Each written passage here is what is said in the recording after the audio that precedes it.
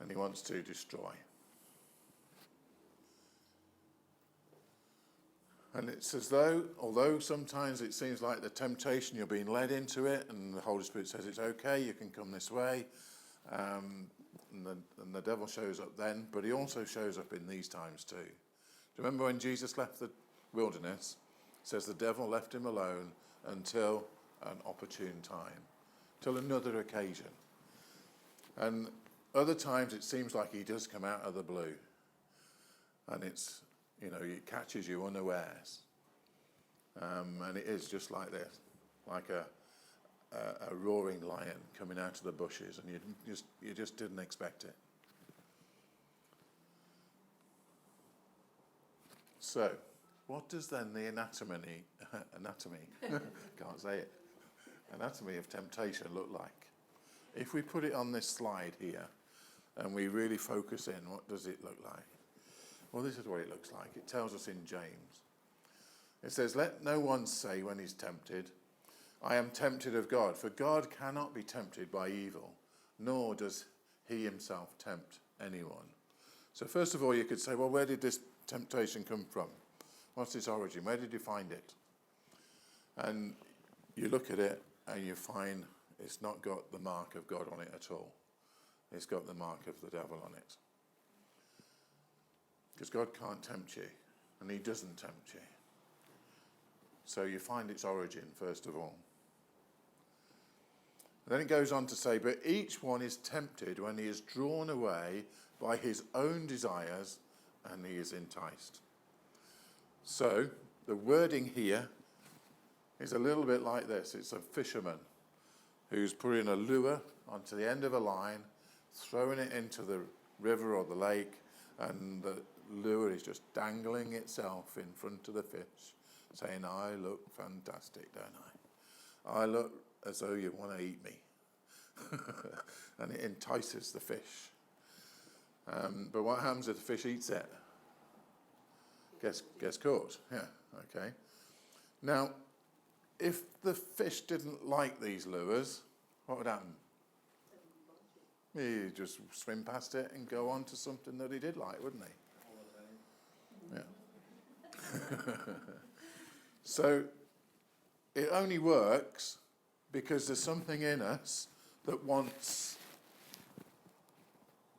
the thing that is enticing us, that is appealing to us. Okay?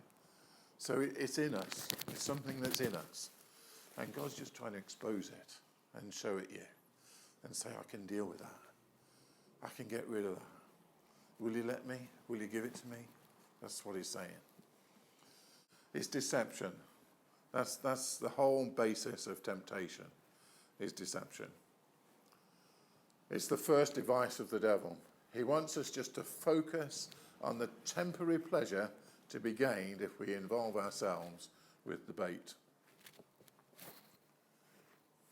There's the bait. The idea just seems to get bigger and bigger, and you want it more and more, and you think of all the reasons why it would be okay. You justify it in your own mind, don't you? And you say, "Oh, it'll be all right. Nobody knows, nobody's seeing, nobody's watching." That's how it works. Gradually gets bigger and bigger.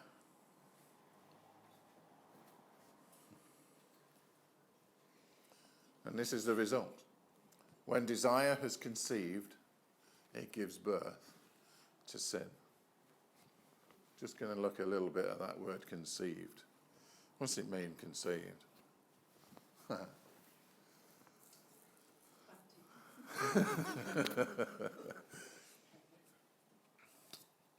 What's happening here? Rosie. Yeah. She's eating too much cake, I was right. This is what happens if you eat too much cake. Now, this happens over a period of time, doesn't it? In the case of a woman, it takes 9 months, I believe. Is that correct? Yeah, I've not had any experience of this. But there's quite a long time, that is, isn't it? Now, remember, we're looking down at a microscope, we're magnifying everything. When when you get the idea of a sin, when you get tempted with a sin, then it can sometimes take a second for this to happen. Where it's conceived, yeah, I've accepted it, I want it, I'm going to get it, I'm going to take it. And so you take it. That can happen in a split second. But we're zooming in and we're making it big so we can examine it. It does get gradually bigger and bigger and bigger in your mind, if you let it. Okay? It can sometimes be a longer period, or it can just catch you just like that unawares. So when the desire has conceived, it gives birth to sin. So if you give in, then there's no spiritual growth. It's a failure, so you have to go back to lesson 1 again. Remember the story of the vine? It's the fig tree in the vineyard. Yeah. I think he said it. Just put fig tree there, okay. He looked at it and said, oh, look, it's taking up too much space. It's drinking all the water out of the ground, spoiling it for the rest of the vines that were in there. So let's dig it up. But the gardener says, no, don't do that, don't do that. Just give me 1 more year. I'm going to give it special attention, look after it specially, and hopefully there won't be fruit later. So that's what God does with us. He comes again and again and again with a test, just to see if you've passed now, if you can pass now. He doesn't give up on you. He keeps going.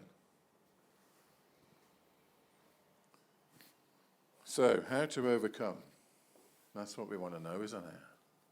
Now we know what it is. How do we overcome?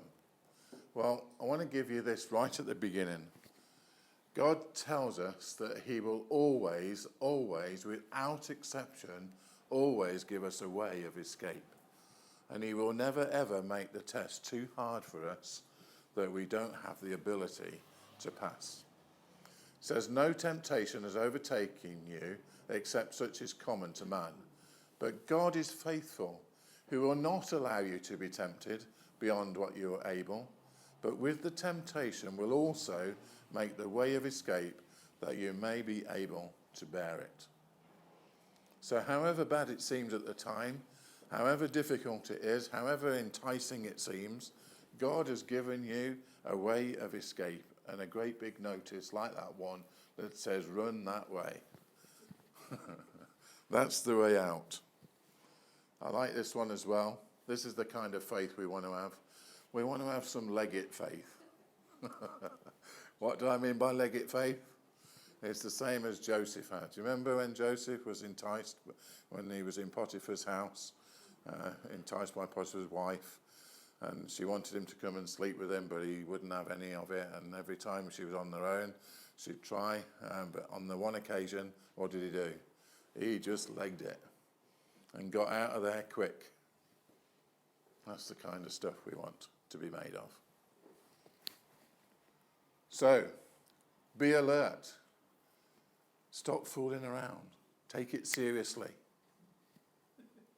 What's that? There is an enemy, and the enemy is our devil who prowls around like a roaring lion, looking for someone to devour. Don't let it be you. He comes to kill, to steal, and to destroy.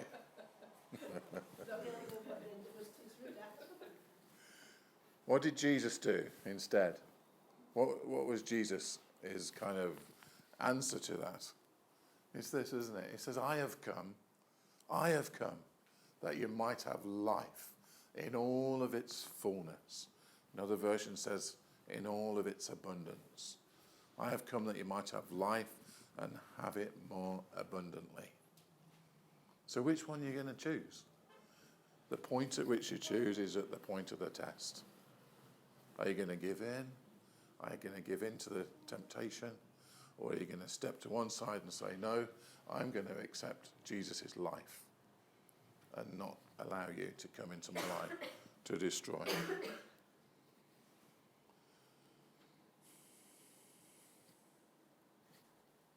So